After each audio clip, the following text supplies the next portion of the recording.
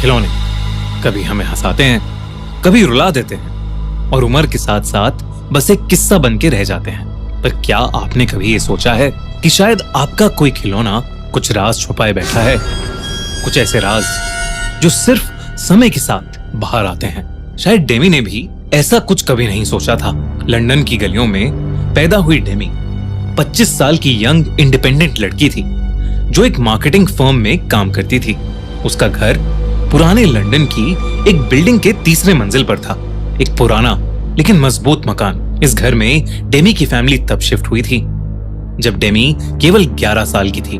जब वो अपने नए कमरे में गई तो उसे एक छोटा सा बंदर का खिलौना अपने बाकी खिलौनों के साथ दिखा। एक पुराना चाबी वाला बंदर जिसके हाथ में 2 डंडियां और एक छोटा सा ड्रम यानी एक छोटा सा झुंझुना था।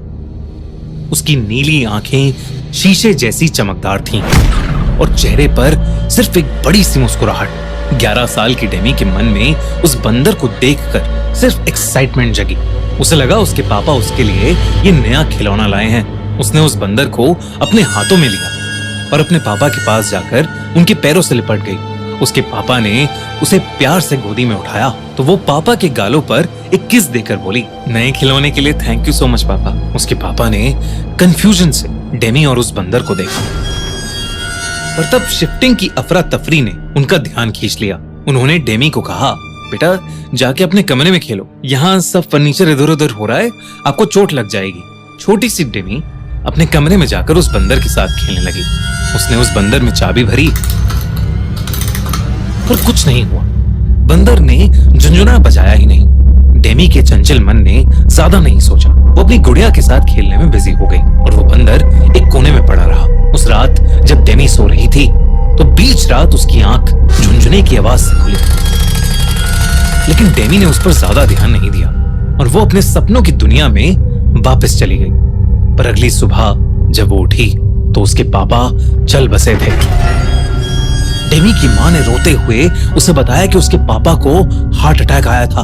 हालांकि वहां मौजूद सभी लोग यही सोच रहे थे कि 35 साल के इतने फिट आदमी को हार्ट अटैक आया कैसे। पर नन्ही सी डेमी को मौत के बारे में क्या ही पता था। उसका सारा ध्यान उसके कमरे में पड़े उस बंदर के खिलौने पर था। डेमी को उस दिन वो बंदर बहुत अजीब सा लग रहा था, मानो इस दुख के माहौल में सिर्फ वो बंदर अजीब सी मुस्कान लिए मुस्कुरा रहा था। उस दिन के बाद वो बंदर एक शेल्फ पर ही पड़ा रहा। डेमी ने कभी उससे खेलने की कोशिश नहीं की पर वो उस बंदर को अपने पापा की तरफ से एक आखिरी गिफ्ट मानती रही। इसलिए उसे फेंकने का ख्याल कभी डेमी के दिमाग में आया ही नहीं। समय का पहिया घूमा और धीरे धीरे वो बंदर भी डेमी के बाकी खिलौनों के साथ एक स्टोर रूम में चला गया। डेमी की आंखों और दिमाग से कई सालों तक छुप गया। अब डेमी एक वर्किंग प्रोफेशनल थी। हाल में उसका प्रमोशन हुआ था और उसने डिसाइड किया कि बोनस के पैसों से वो अपना मकान रेनोवेट करवाएगी। डेमी की मां ने सोचा कि घर का सारा पुराना सामान फेंक देना चाहिए और स्टोर रूम साफ करने की जिम्मेदारी आई डेमी पर। जब वो स्टोर रूम साफ कर रही थी तो उसके हाथ लगा उसके खिलौनों का पुराना कार्टन। कार्टन के अंदर सबसे नीचे छुपा हुआ था उस बंदर का खिलौना।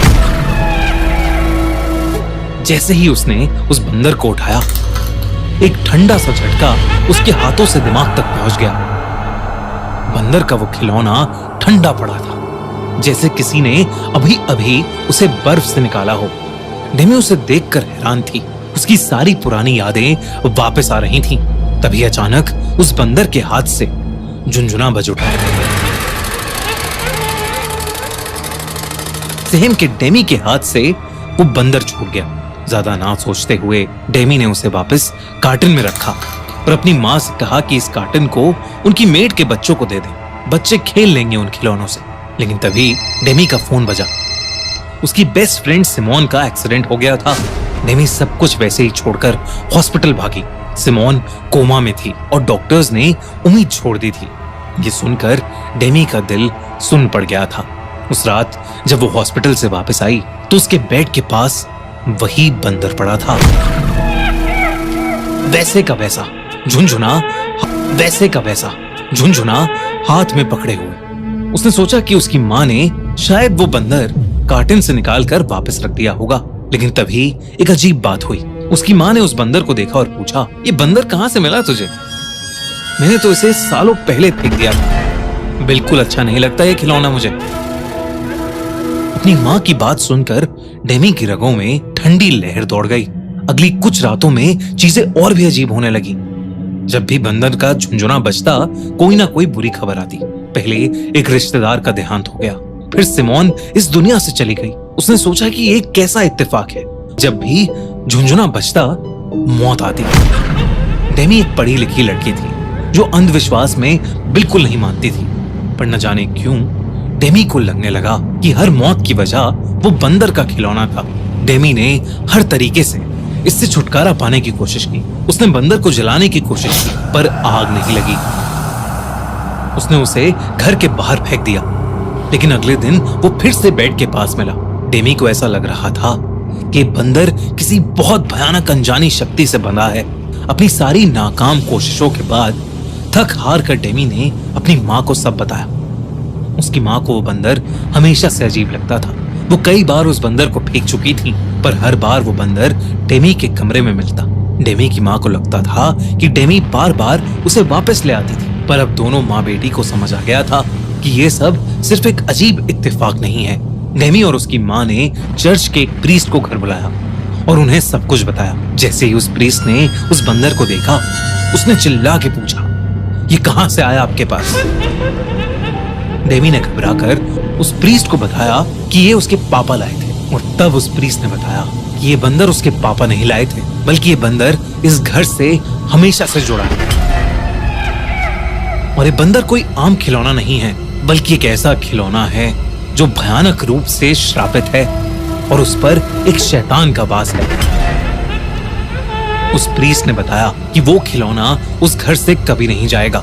बेहतर यही होगा कि डेमी और उसकी माँ इस घर से हमेशा हमेशा के लिए चले जाएं।